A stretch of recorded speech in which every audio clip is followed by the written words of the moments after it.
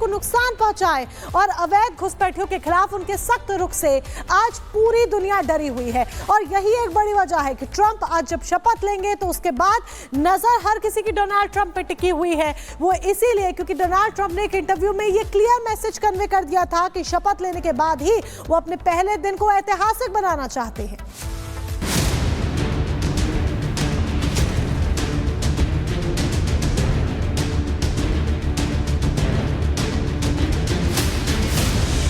We will make America powerful again. राष्ट्रपति चुनाव के प्रचार के दौरान डोनाल्ड ट्रंप ने कई मौकों पर कहा था कि वो एक दिन का तानाशाह बनकर कई बड़े फैसले लेंगे।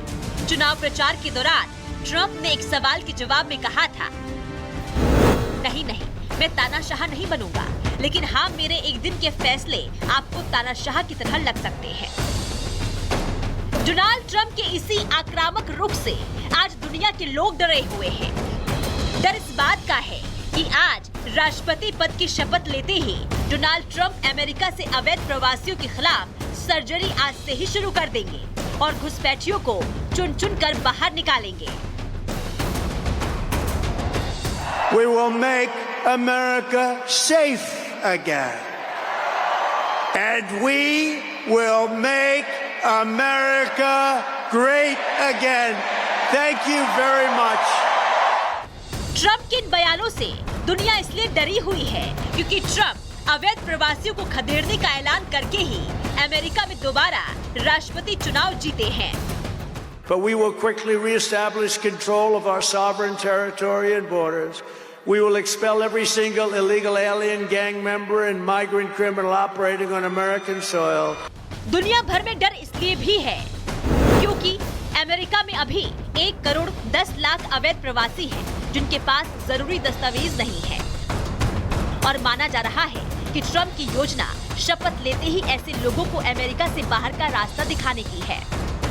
माना जा रहा है कि इससे जुड़ा विभाग मैक्सिको, शिकागो और मध्य अमेरिका में अवैध घुसपैठियों के खिलाफ आज या कल से ही छापेमारी शुरू कर सकता है क्योंकि शिकागो, मैक्सिको में ही सबसे ज्यादा प्रवासी रहते हैं।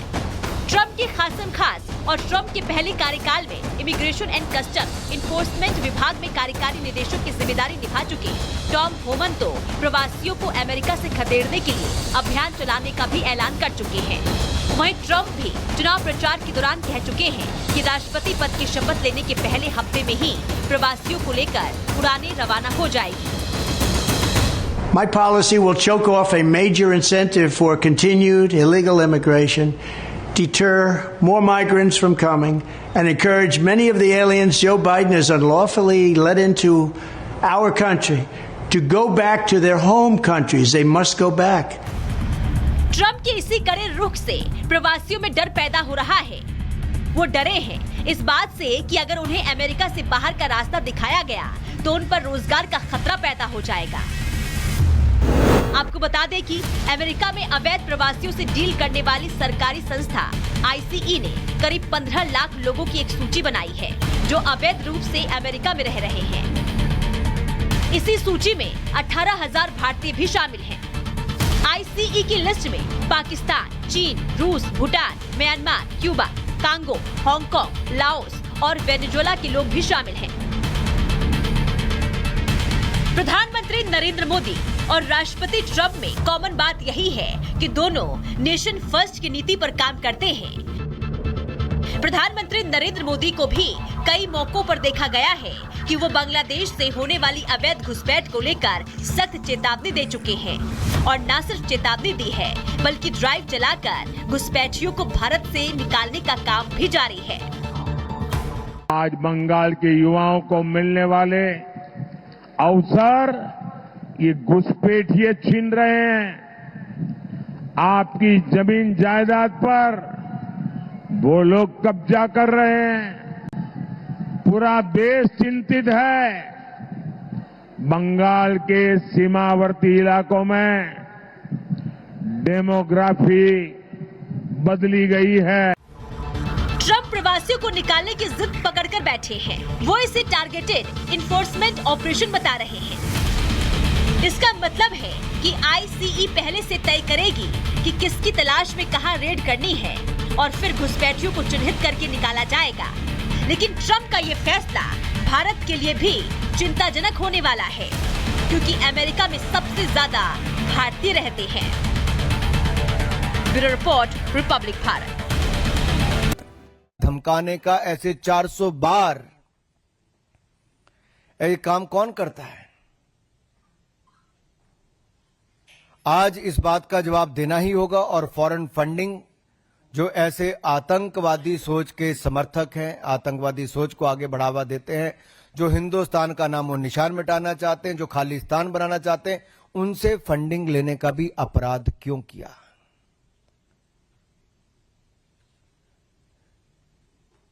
ग्यारह साल अरविंद केजरीवाल जी आपने और आपकी पार्टी ने सरकार चलाई है। आपने एक सवाल का जवाब आज तक नहीं दिया है। केवल कीचड़ उछालो और चले जाओ। सवालों का जवाब मांग रही है दिल्ली अरविंद केजरीवाल से, सवालों का जवाब मांग रही है आतिशी जी से, सवालों का जवाब मांग रही है आम आदमी पार्टी से। ये आपके पाप छिपेंगे नहीं। ये आतंकवाद हो, अलगाववाद हो, अपराधी हो, इनको संरक्षण देना, इनके साथ देना, ये दिल्ली की जनता जवाब मांगती है। अराजकता और सनसनी के पुराने खिलाड़ी हैं अरविंद केजरीवाल जी और आम आदमी पार्टी के लोग। आपको जवाब देना होगा किसकी एनजीओ है, क्या, किसके सूत्रधार कौन है इसका, किसके साथ तार जुड़े हुए हैं।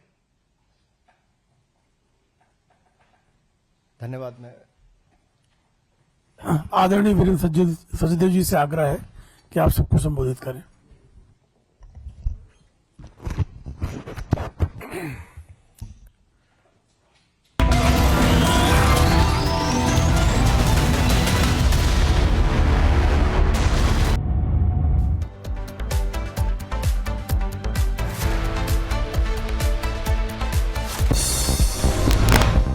उत्तराखंड में यूसीसी नियमावली को मिली मंजूरी। उत्तराखंड कैबिनेट ने नियमावली को दी मंजूरी। सीएम धामी की अध्यक्षता में हुई बैठक, समीक्षा के बाद लागू किया जाएगा यूसीसी।